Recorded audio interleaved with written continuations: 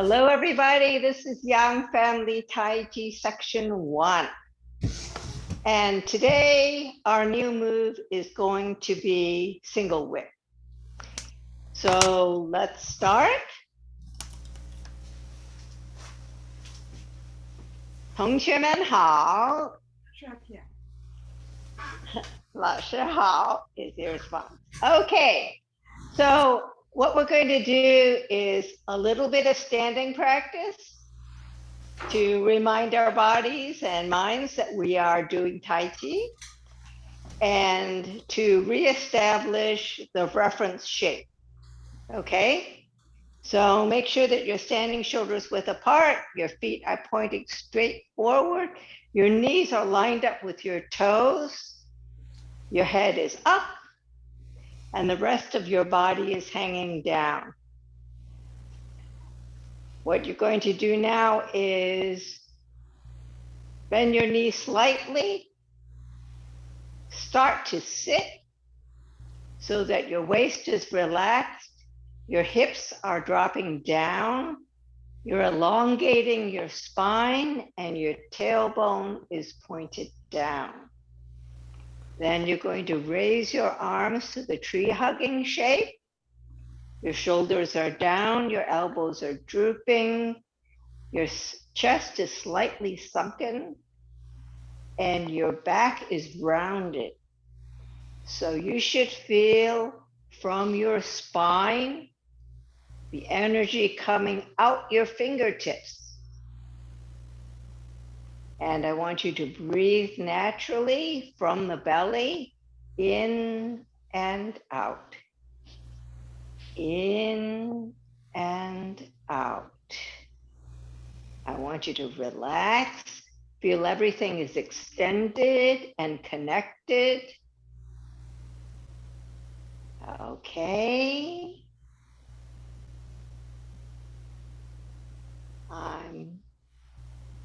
What is the sound? I'm going to mute everybody.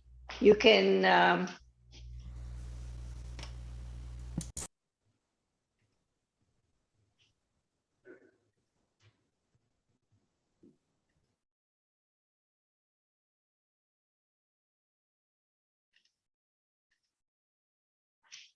okay, you can unmute yourself by pressing on the space bar. Okay. So head up, body down, tailbone down, breathe in and out. In and out. I want you to be conscious of any parts that are stiff and think about how you can loosen that up. Okay. We're going to go for another minute. In and out. Feel connected. Head up. Hips heavy.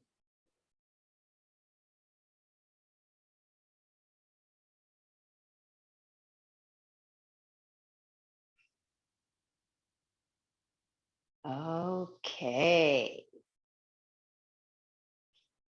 Now what we're going to do is we're going to review everything from the beginning to where we left off last class, which is push. And then we will review the last three movements, which were the new movements from last week before we start the new movement. Okay, so I'm going to turn around and I'm going to do it the same direction as you.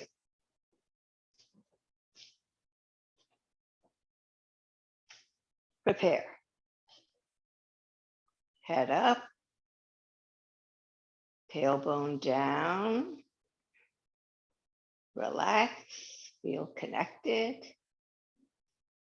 Opening. Turn your hands toward the back, raise them up to shoulder level, And when you get to shoulder level, float down, almost to the bottom. Grasp the bird's tail, ward off left. Shift left, turn right, all the way to the right. Step and close. Swing up and pull down. Ward off right. Shift right. Turn the left to the corner. All the way to the left. Step and close. Ward off right. Roll back. Turn to the corner as you rotate your forearms. Turn back to the other corner. Press. Pull in the right. Attach the left. Press forward. Push. Square up your shoulders. Flatten your hands. Come back over a ball and push forward. Your palms should be at shoulder level. Okay? Any questions on that one?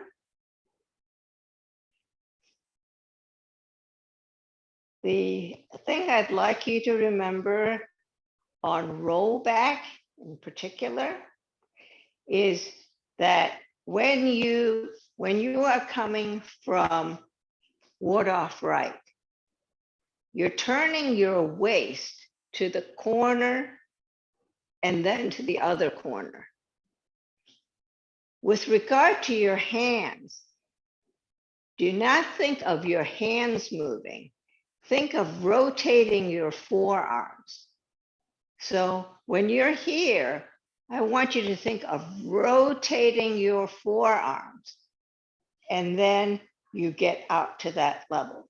So when you're here, you're rotating your forearms, though the right is out and the left is up at the end. So the left is pointing to the middle of the right forearm. So you're rotating as you are turning your waist. And when you get to the end, you make a little circle and your waist moves to the other corner. Once you get here, your hands do not move. It's your body that's moving your hands. Okay, so the new thing here in this move, in addition to moving from corner to corner instead of straight, basically you're going from the diagonal to the diagonal, is the weight shifting. Okay, here you're going here. You don't shift, you're 60-40, you're a regular bow stance. So you're not shifting your weight, you're just turning your waist. But then once you make this little round the corner, you are shifting your weight and turning your waist. So for those of you who know the empty stance is 70% in the back and 30% in the front. This is an empty stance weight distribution with a bow stance foot position. So when you're here and you turn, when you're coming back, you're changing to 70% in the back and 30% in the front. And the reason, and you have this slight downward motion, and the slight downward motion comes from your body moving. It is not your hands that are moving. Once you make your hands here, it's because your body is moving back that your hands feel like they're coming down slightly. Does that make sense? Okay. So when you, yes, May I ask a question? yes, You said two things that I can't quite reconcile. One okay, was that from this position out, you don't really move. You leave your arms the way they are, and the other was that you make a circle. And okay, I'm not clear maybe what part of the body is making the circle, but okay. So what happens is in Tai Chi, you want to move continuously without interruption. So if I want to move from one side to the other, if I just move from here to here, I essentially stop and then change direction, right? So in order to avoid having a stop, I essentially, once I get here, I make a little circle in order to avoid making a dead stop. So yes, I do change my arms very slightly. So just so that instead of going like this, I'm going like this. So it's very slight circle down, and it's led by my waist, right? My waist is leading this movement from right to left. oh, okay. So the circle is actually in two places. So Your waist is making a circle too. my waist is making a circle because this movement is actually initiated by the waist. Ah, okay. Thank you. So I said that the hands stay the same primarily to emphasize that I don't want you to go here. I want the waist to move the hands. Do you see what I'm saying? Now, one of the things you have to be careful with is whenever you move the waist, you have to be careful about your knees. All right? When you're moving your waist, I want you to make sure that your knees still stay lined up with your toes.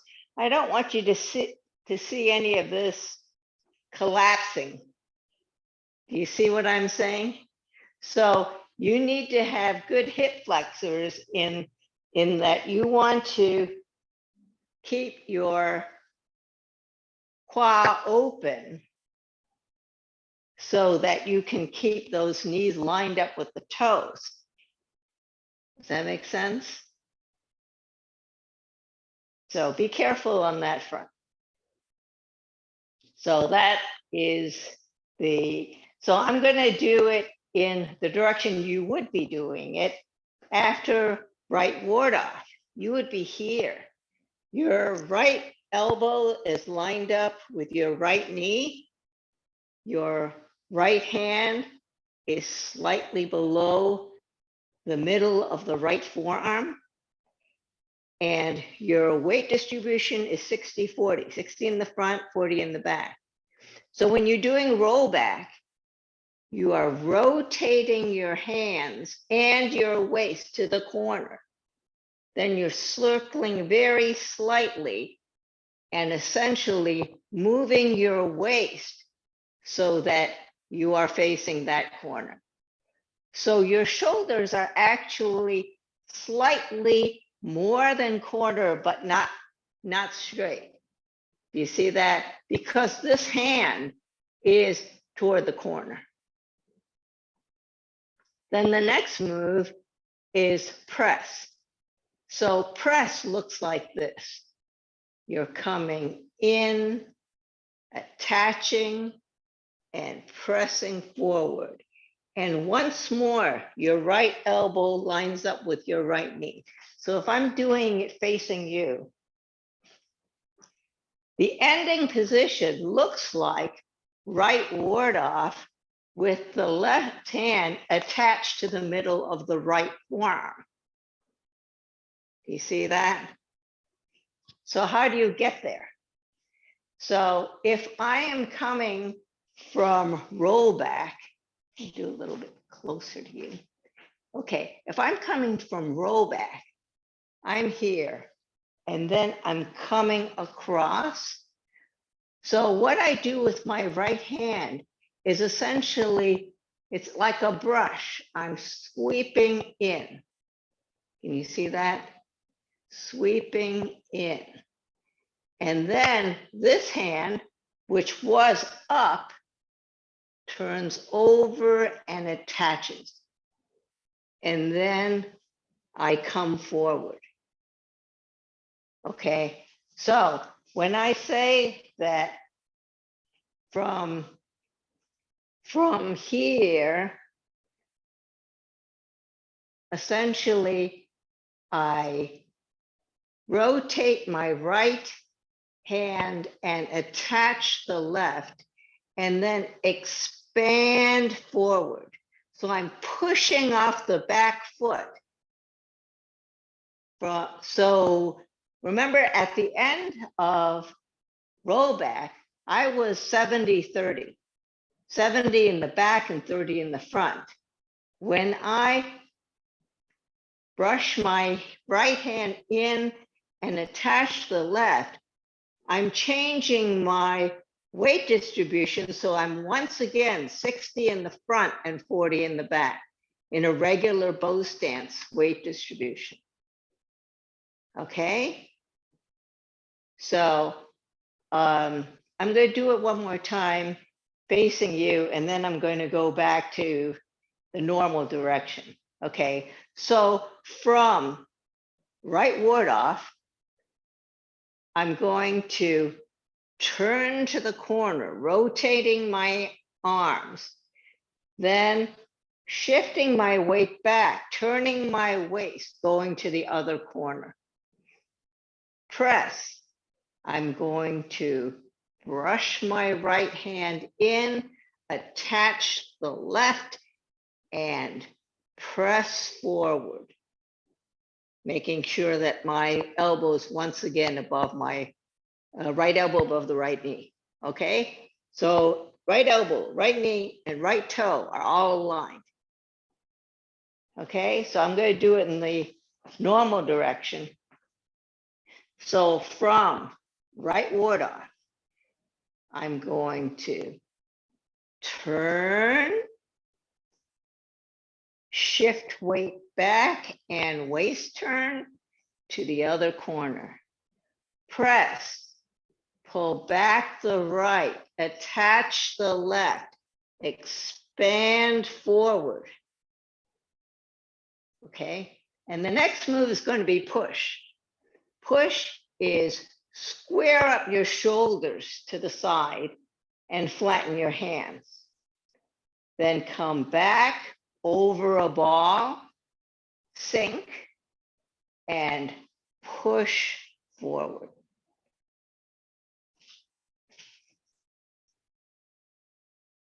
So the important thing for push is don't lean back. Okay. If you see here, after I press, I square up my shoulders and flatten my hands. Then I come back, my hands come like over a ball, my hands are in front of my chest, and then I push off my back leg and come forward. So what I mean by don't lean back is, what I don't want to see is this. Okay? You want to maintain the angle from your neck to your hip. So as I come back, can you see I'm still leaning forward, even though all the way back, and I'm pushing forward. So it's all in your legs.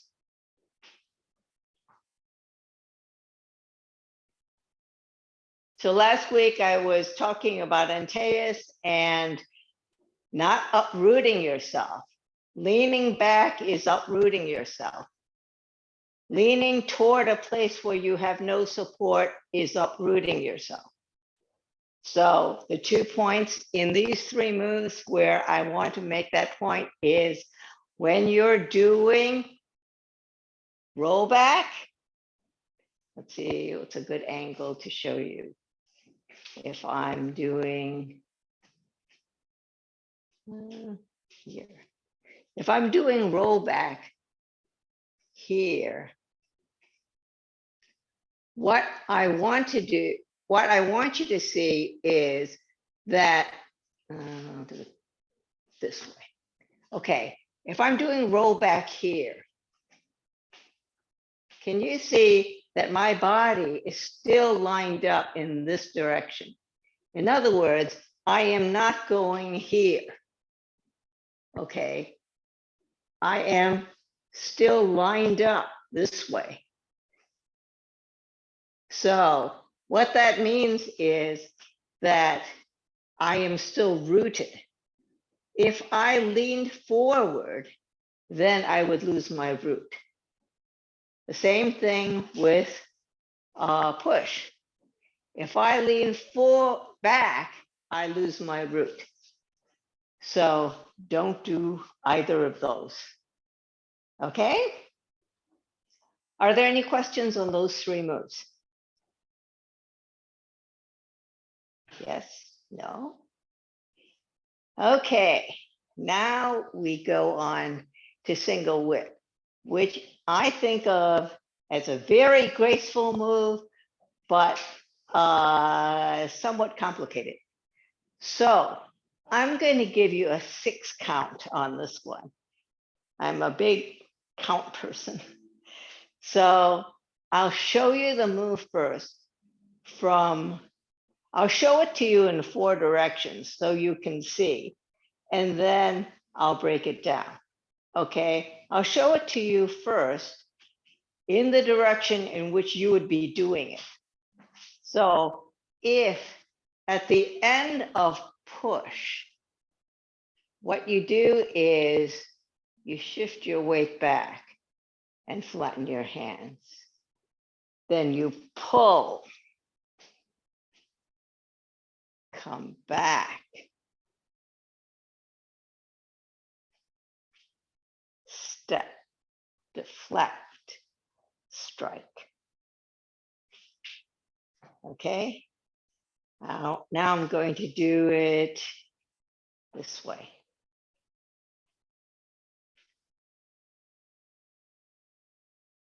That's it, this way. Okay.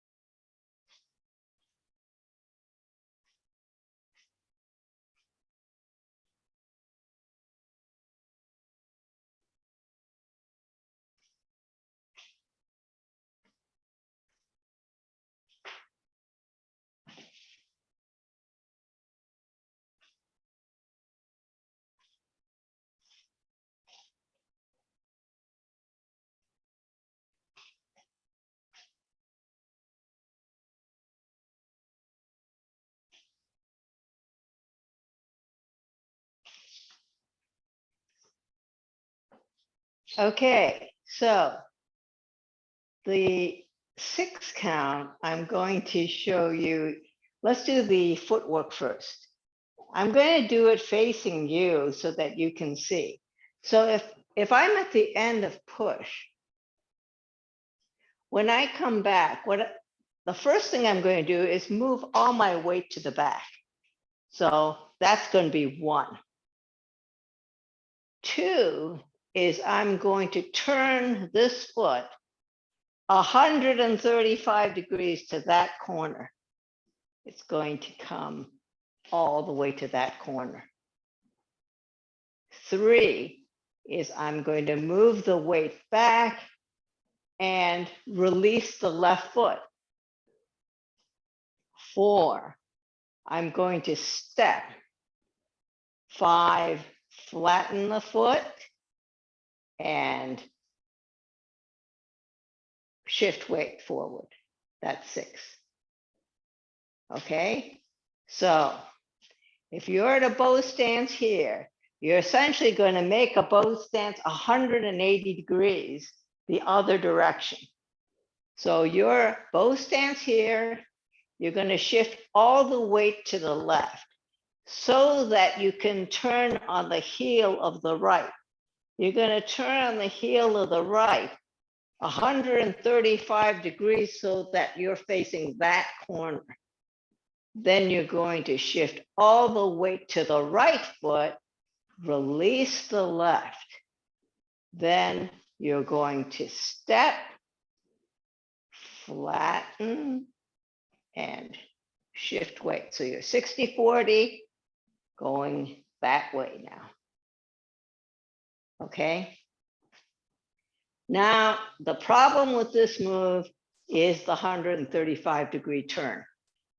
Okay, so if you're here, why do I want you to do a 135 degree turn?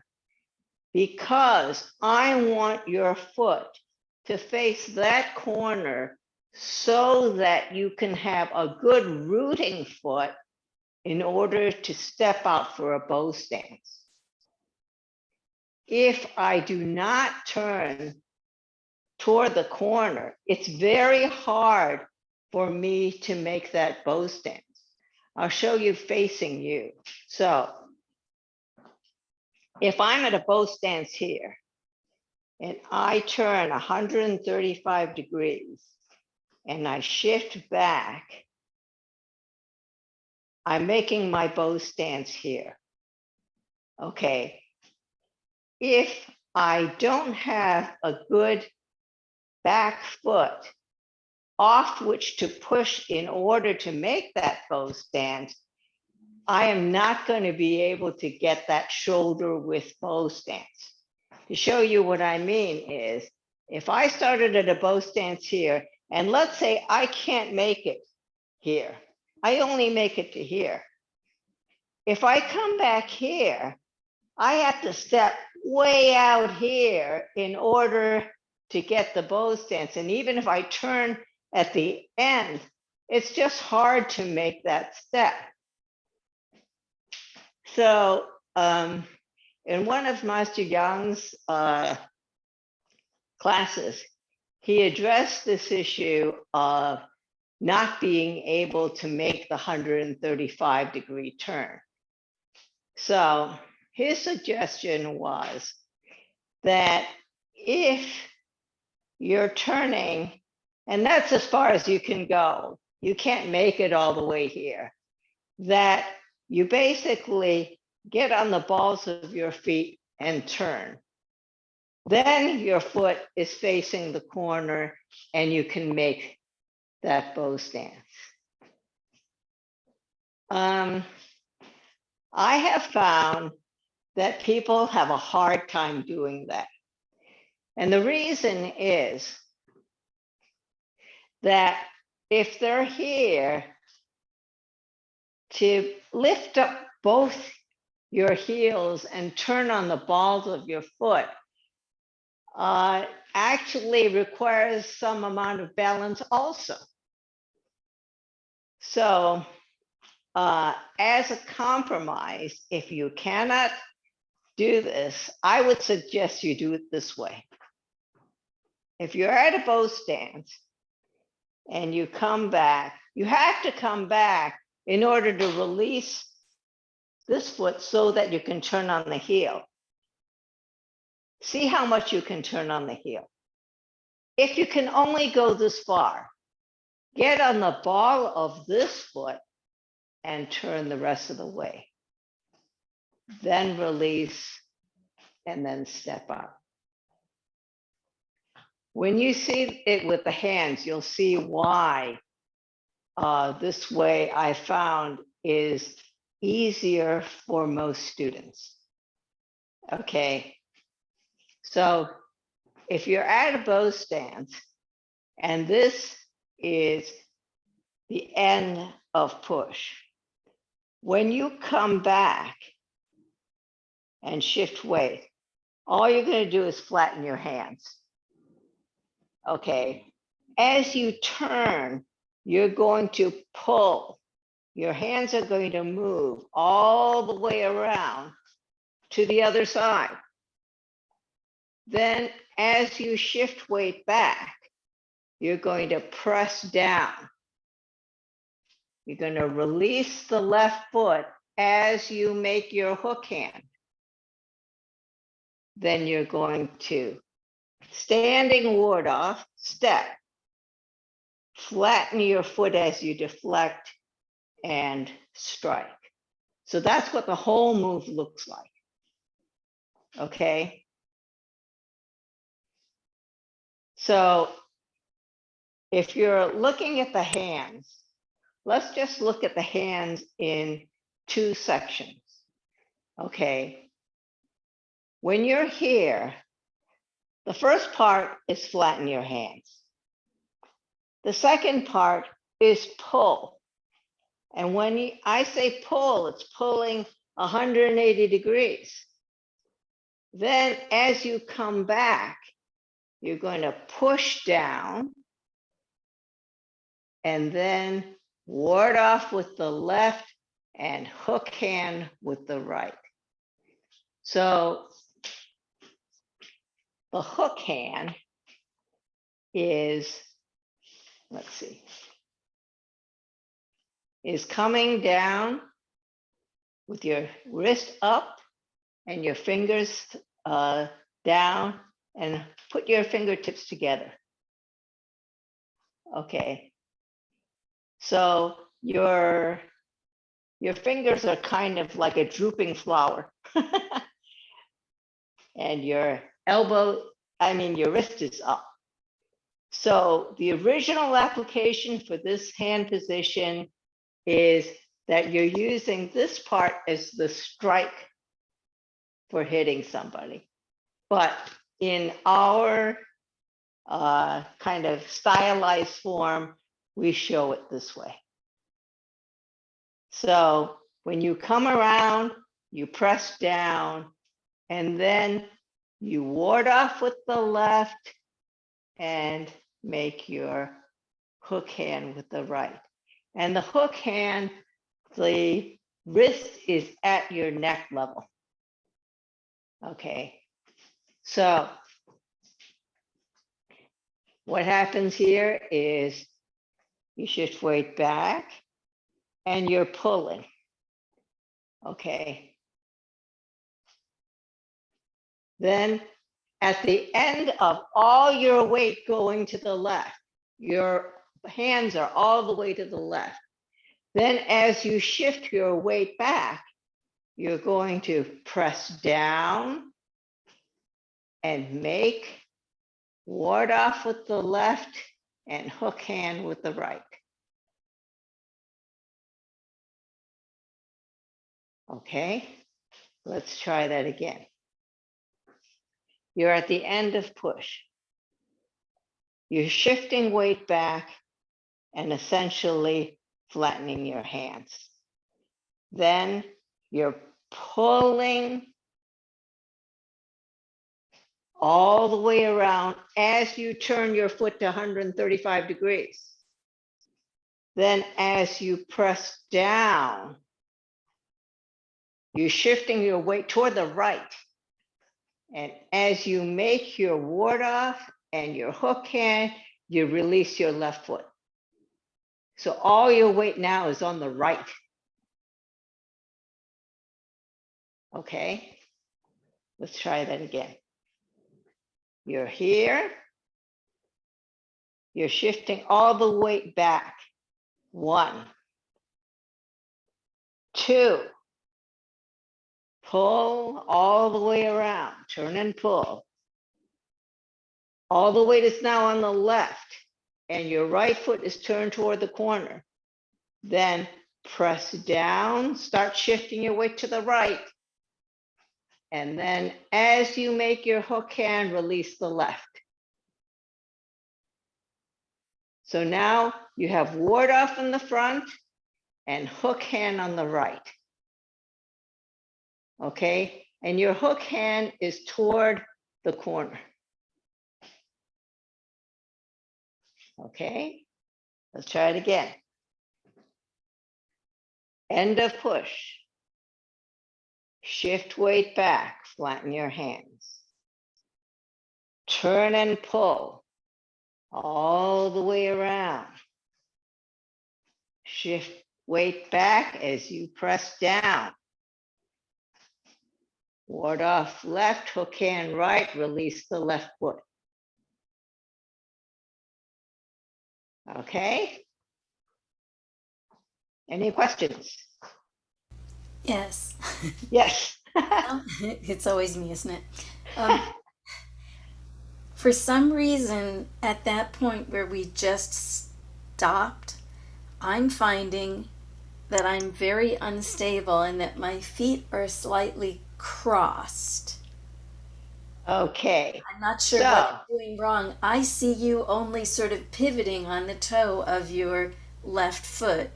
right. In order to make myself stable, you said release it. I actually have to pick it up and move it over. Oh, sorry. Did I lose my sound? Oh, okay. So what did you say just before cross? Just after cross. Um, my legs end up crossed somehow. Okay. After turning 135 degrees, I'm now like my right foot is to the left of my left foot. Yeah, yours isn't.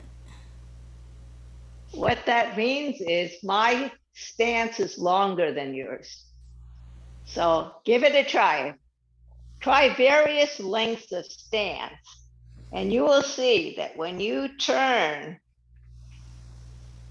if your stance is longer, you will not cross. If I pivot on my toe, I still am, which Okay. looks like what you're doing. So here, Okay. I'm pivoting on my heel on the right. I meant the left foot later. Yeah. Okay. So when I pivot here, my feet are parallel to each other. Yeah, and mine are crossed.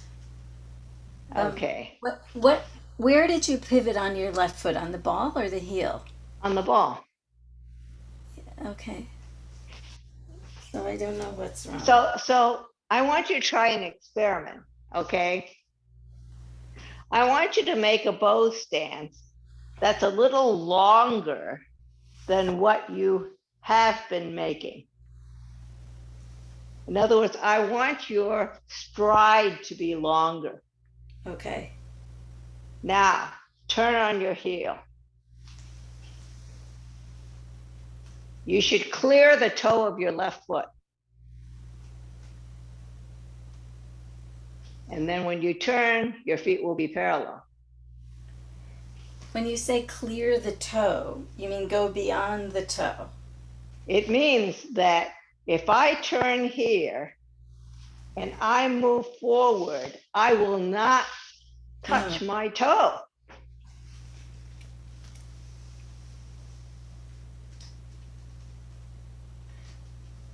What am I doing wrong?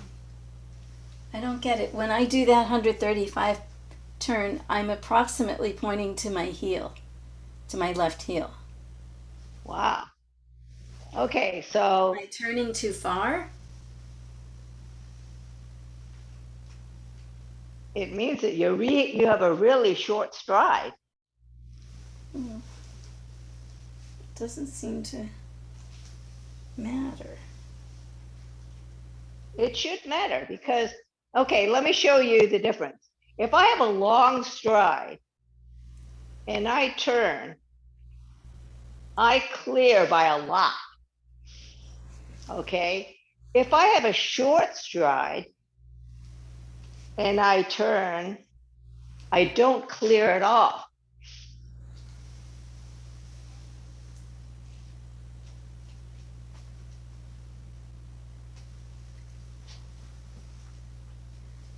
It must be my weird body or something. No matter, I just did the longest stride that I can reach. Okay, well, let me do it toward you and maybe you can see better.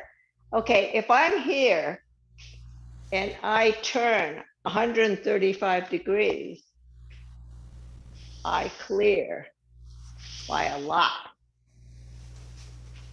If I have a short stride and I turn 135 degrees, I hit my toe.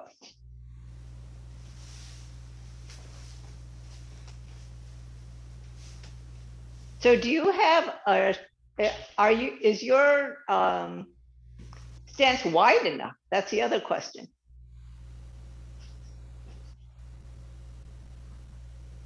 So are you shoulders width apart?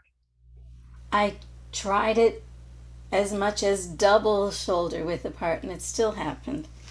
I started out that way, and then I tried when you said longer. I put my feet as far apart as they go. Well, I don't want it wider. I want it longer. Okay. So if I'm doing it this way, okay, I want it longer, not wider.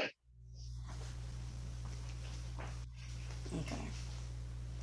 So if you go longer and then turn, it should clear. Oh. Okay. Okay. It was like as far as I could stretch, and it finally worked. Okay, so you basically have a short stride. Okay, so if you have a short stride and you turn 135 degrees, it's not going to work for you. You cannot turn the ball of your left foot to make it work. You're going to have to turn on the heel of your left foot in order not to cross.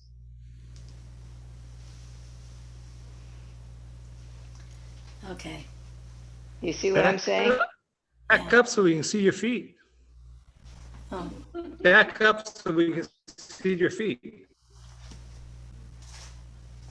Can you? Does that work? Just barely. No, back up a little more.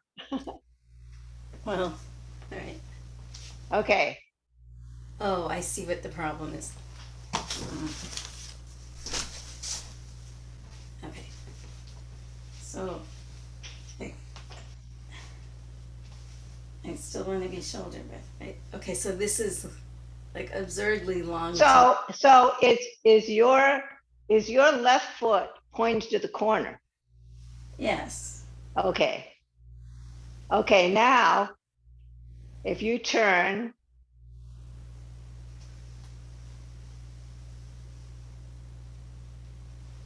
Ow. yeah. Okay, you can't, you aren't able to do it basically. So essentially, if you can't do it, then what you should do is just turn as far as you can and then move your heel out from the ball of your right foot.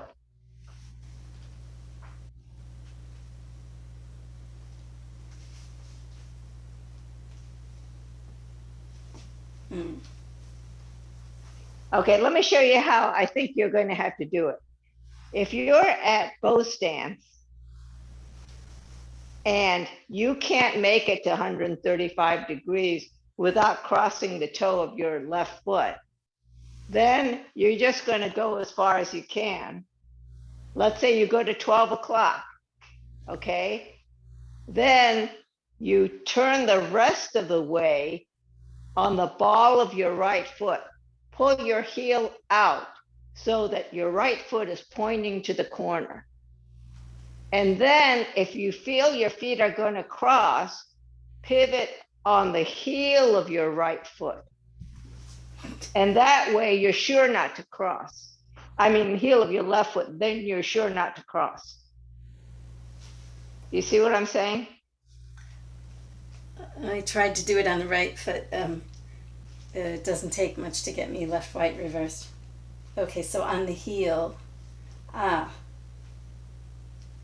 Okay, now I'm not crossed. Yeah. Okay.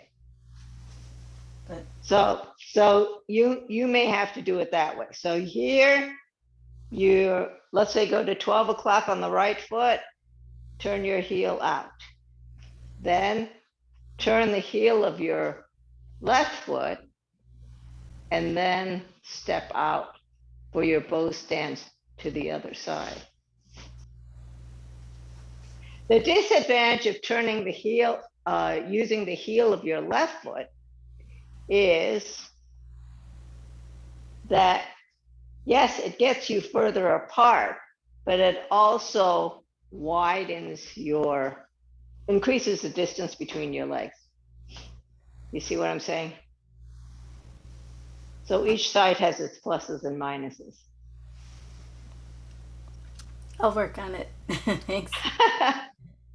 Okay, so if you were to do it in the traditional way, you would turn 135 degrees, turn, step out, heel, ball, toe, bending. Okay. The other reason why I like this idea of turning on the ball of your right foot to get your heel out is that when you're pushing and you come back and you pull and turn, so you have all your energy toward the left. Then as you start to move your energy toward the right,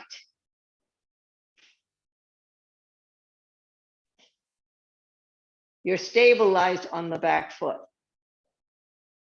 If you were to turn on both balls of your feet, I find that for most people, it's hard to stabilize, to move on the balls of your feet as you're trying to shift to the right.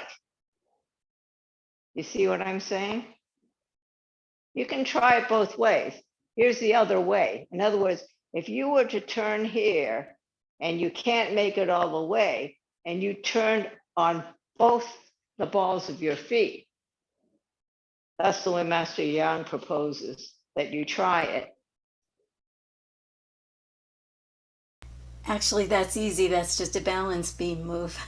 Okay, well, if that works for you, then use that.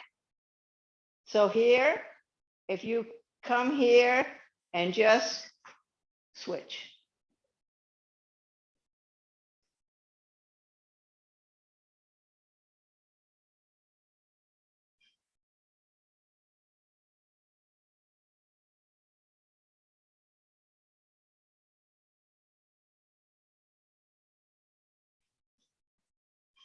The reason why I suggested the other way is at least you're stable on one foot and you're only moving one foot.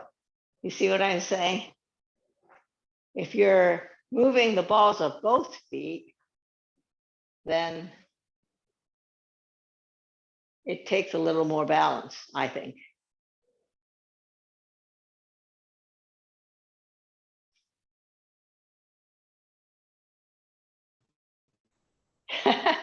The other problem, I you see what? was just going to add, when Which you're, one?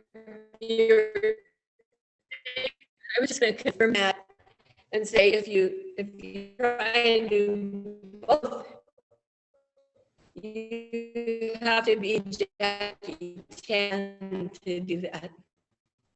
It's a Yeah. joke. You have to be harder to do that with both. Never mind. Well, the disadvantage, I think, of the 2 feet, okay, is that when you're pulling and you have all your weight on the left, if you're trying to switch both feet, it's hard to get the sense of the energy going to the right. So here, you're pulling and turning. And then as you come back, so you have to have the sense of the energy pulling to the right and then striking on the left. And then if you're trying to do this 2-foot thing, it doesn't give you that positive go to the right feeling. Do you know what I'm saying? That's, I think, the disadvantage of that.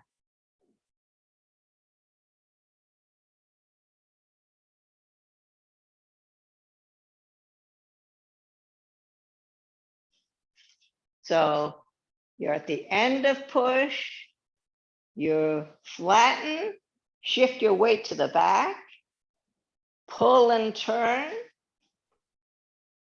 press down, release the left. And then the rest of the move is standing ward off step. And then as you flatten your left foot, you're warding off. And then strike as you shift weight. And make sure you are, as in the left ward off, straight up and down. So the end, you're looking through your tiger's mouth. And this is at neck height. So that's the final position. Okay? So let's take a quick look at the ending 3 counts. So here you have 1, move back, 2, pull and turn, 3, press down, ward off left, hook hand right, 4, step and standing ward off. Deflect as you flatten your foot and strike as you bend knee and move your weight 60% toward the front.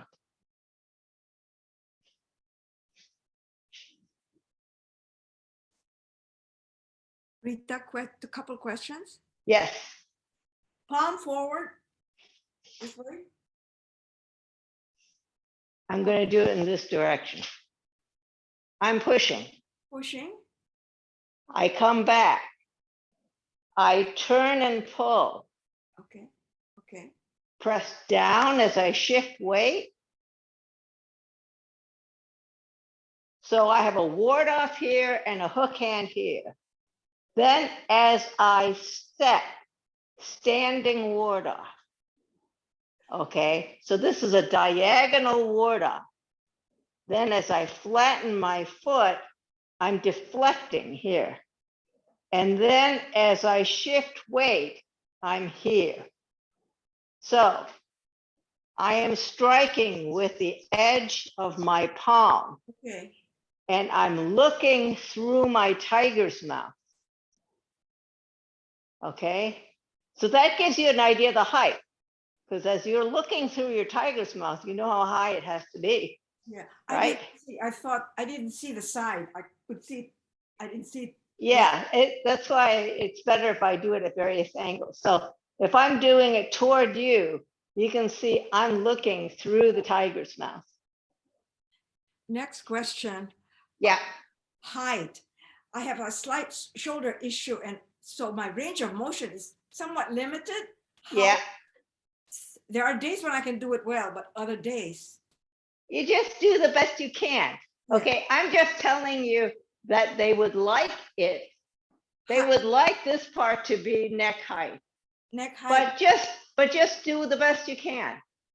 You know, however high you can do it that day, that's how high it's going to be. Okay, but ideally, it's up to your ear, I guess.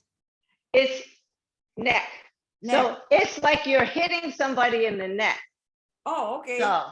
So that, or under their chin. Oh, So okay. think about it at that height, you know, Right. kind of under your chin. I thought it was higher. That's why. That's good. Oh, no, it's just that high. This way.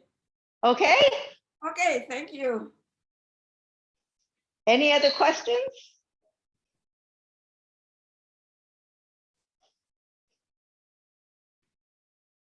Okay, well, we're gonna have to review this more next time. Sorry about that. This took a little longer than I had expected. All right, well, thank you very much for coming. And if there aren't any more questions, I will see you next time. 同学们再见. Thank you. Thank you.